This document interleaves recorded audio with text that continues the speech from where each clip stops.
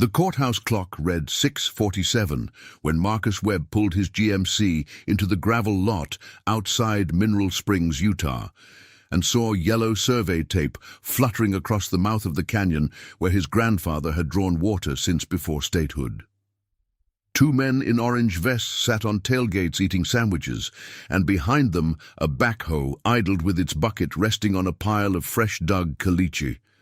Marcus cut the engine and walked toward them, his work boots crunching over shale, and the older surveyor stood up wiping mustard from his mouth and said the access road was now private property under an easement transfer, so Marcus needed to turn around and find another route to his place.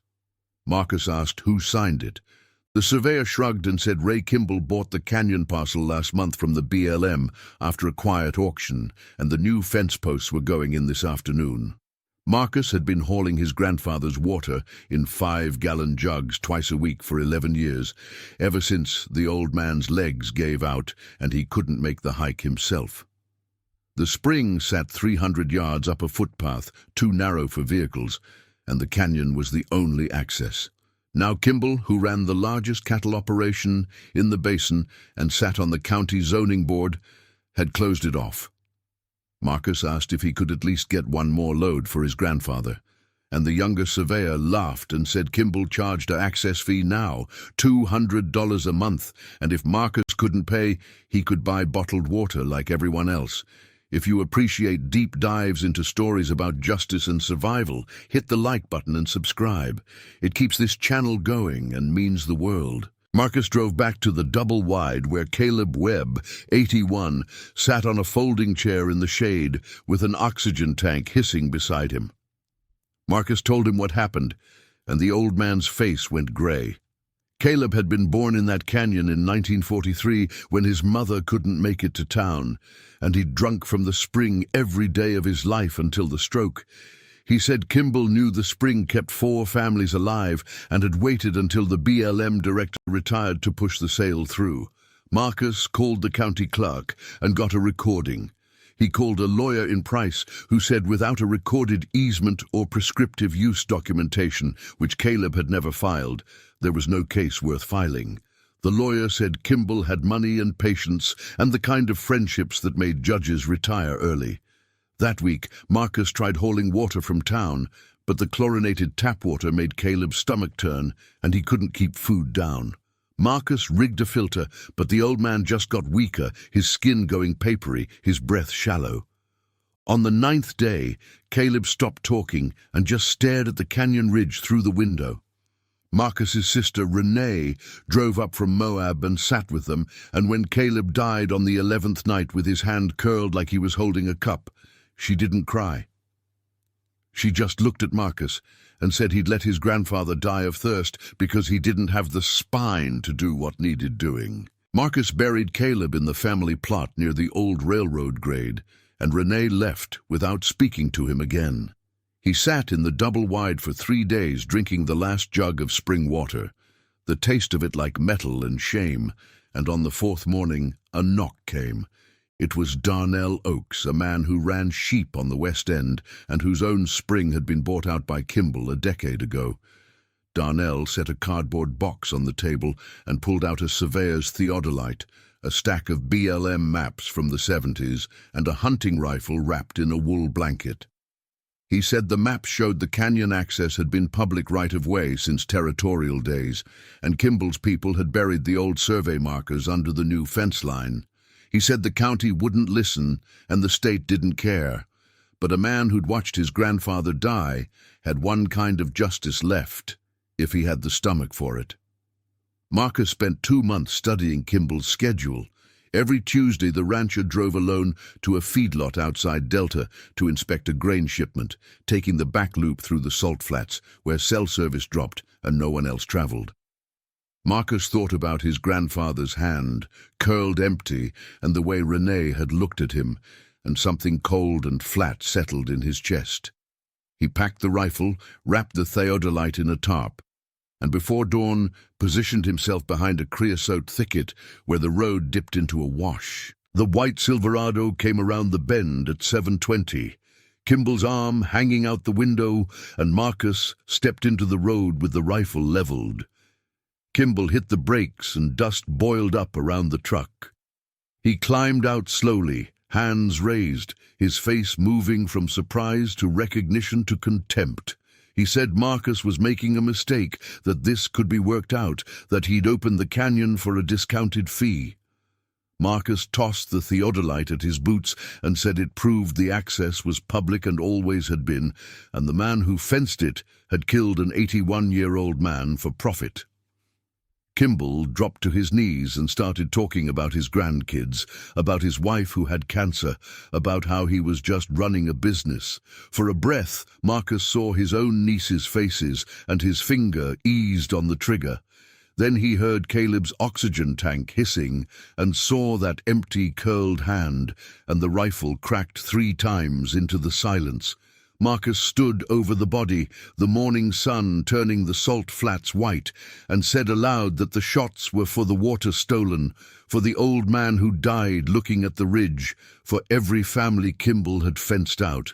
He picked up the theodolite and walked back to his truck, the rifle empty, ravens already circling.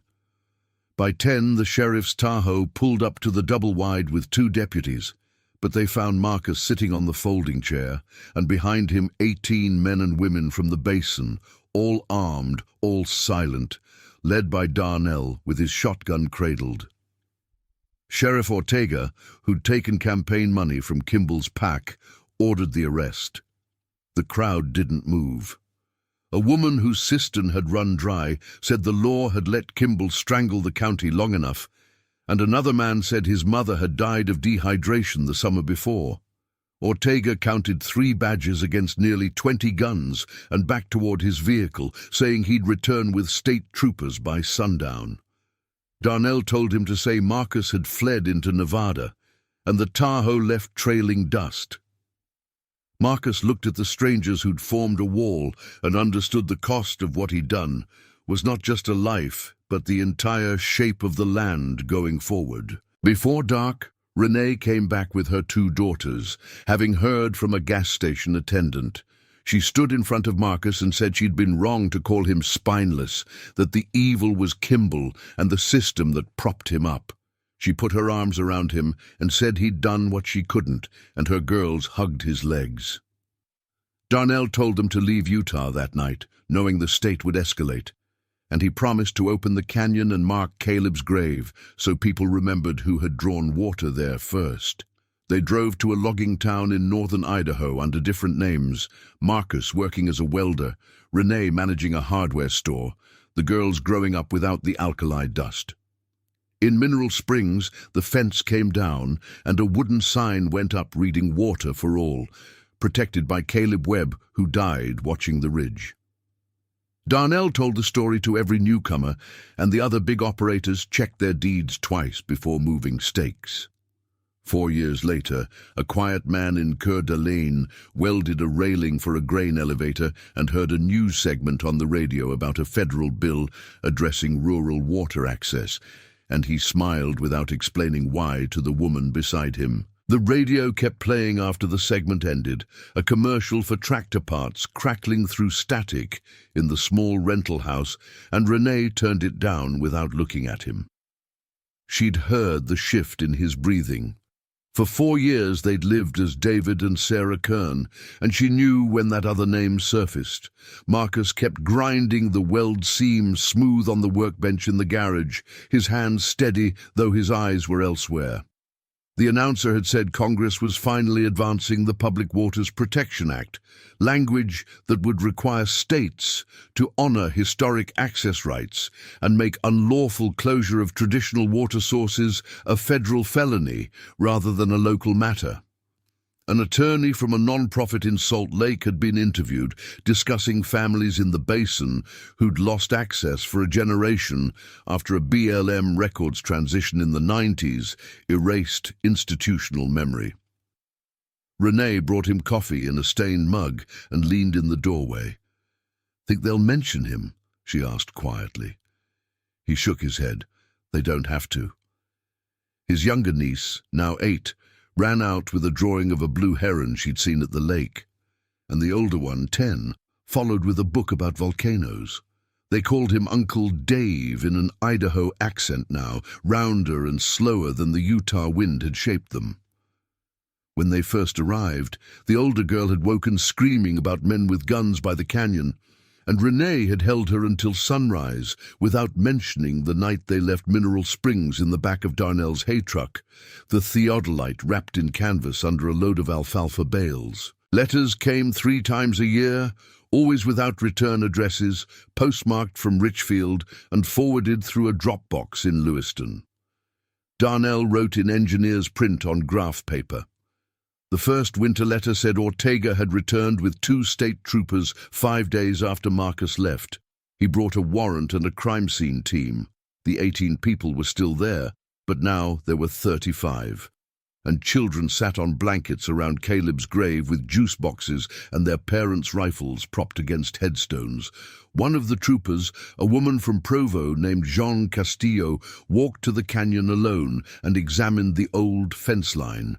She found the buried survey markers where Darnell said they'd be, corroded brass caps stamped with 1897 township coordinates. She photographed them, made notes, and told Ortega this was not an arrest she'd execute. Ortega protested, said a rancher worth millions was dead on a county road, and Castillo replied that a man who steals water and watches an old man die is not a rancher worth protecting. They left without handcuffs. Ortega resigned that fall. The county commissioners hired a new sheriff from outside, a man named Victor Ruiz, who'd worked internal affairs in Las Vegas. The canyon reopened before spring. Darnell wrote that 8 people with bolt cutters and a backhoe removed Kimball's Gate in an afternoon, while a crowd watched. They hauled the steel to the scrapyard and reset the access with the original markers, pounding them in with a post driver until they rang against bedrock. Someone from the State Water Resources Office came out with flow meters and helped them build a simple collection box that wouldn't wash out in runoff, with a gravity line serving 4 households without anyone controlling the valve. No one named it formally at first. Then Iris, the woman who'd spoken up the day of the standoff, hired a local woodworker to carve a lodgepole sign with a router. Darnell wouldn't quote it directly in letters, only that everyone who filled a jug now knew who had drawn water there and why it mattered. Marcus folded those letters and kept them in a toolbox under the workbench in the garage. He worked for a contractor named Leon Briggs, who built hay barns and repaired logging equipment, and Briggs valued him because he arrived early, checked his measurements, and never complained about the cold. Renee got a job at the hardware store and later managed it when the owner retired. They didn't make much, but they made enough, and for the first time since leaving Utah, they paid rent without stress. The girls learned to ride bikes on paved streets instead of caliche, and learned that water came from faucets and never stopped. In the 3rd year, a man in a federal jacket came to the welding shop, asking for someone matching Marcus's description. He wasn't from Utah. He was an inspector from Homeland Security, following up on a flagged Social Security number. Routine, he said. He asked Marcus if he'd ever lived near Mineral Springs, if he knew Ray Kimball. Marcus felt the old coldness lock in his chest, the same as when the surveyor had laughed about bottled water. He said he'd driven through once looking for work and heard a name but didn't know details. The inspector nodded, studied his scarred hands, and asked if he'd consent to fingerprints to clear things up. Renee stepped into the shop at that moment with the girls, groceries in her arms, and said in a calm, firm voice that her brother had been in Idaho for 3 years, that their pastor and his boss and their landlord would confirm it, and that if the feds wanted prints, they'd need a warrant because they knew their rights. She said it without emotion, with the steady authority of someone protecting family. The inspector smiled thinly, said he was sure it was nothing, and left a card. He never returned. Briggs mentioned later that someone from the union had called someone in Boise. That night, Marcus told Renee what he hadn't said in Utah, even when she'd pushed. He told her about stepping into the road, about Kimball begging and naming his grandkids, about the instant where he saw his niece's faces in Kimball's plea, and his finger loosened on the trigger. He told her about hearing the oxygen tank hiss again, about Caleb's empty hand, and how the rifle had fired 3 times almost without decision. He told her his hands hadn't shaken until he was walking back, and the ravens lifted. He wept for the first time since the grave. Renee didn't flinch. She held him on the garage floor and said she understood now that it wasn't cowardice that killed Caleb. It was a system that let money buy a sheriff and close a canyon at night. She said she'd blamed Marcus because blaming someone in front of her was easier than blaming an entire county that wouldn't act. She said she was sorry they didn't return for 6 years. Darnell wrote that the Kimball Ranch had been subdivided and sold after the estate settled. The widow, a woman named Gloria, who'd never wanted the operation, moved to St. George to be near her sister. No one mourned Ray in Mineral Springs. The spring now fed a small cooperative, 4 families sharing upkeep, with rules posted beside the lodgepole sign that any traveler could take what they needed without charge. The county finally accepted the old survey documentation Darnell had preserved in a fireproof safe, filed a corrected plat, and designated the source as a historic community spring annexed to the Webb parcel in trust for Caleb Webb's descendants. Fees were minimal and covered by cooperative dues.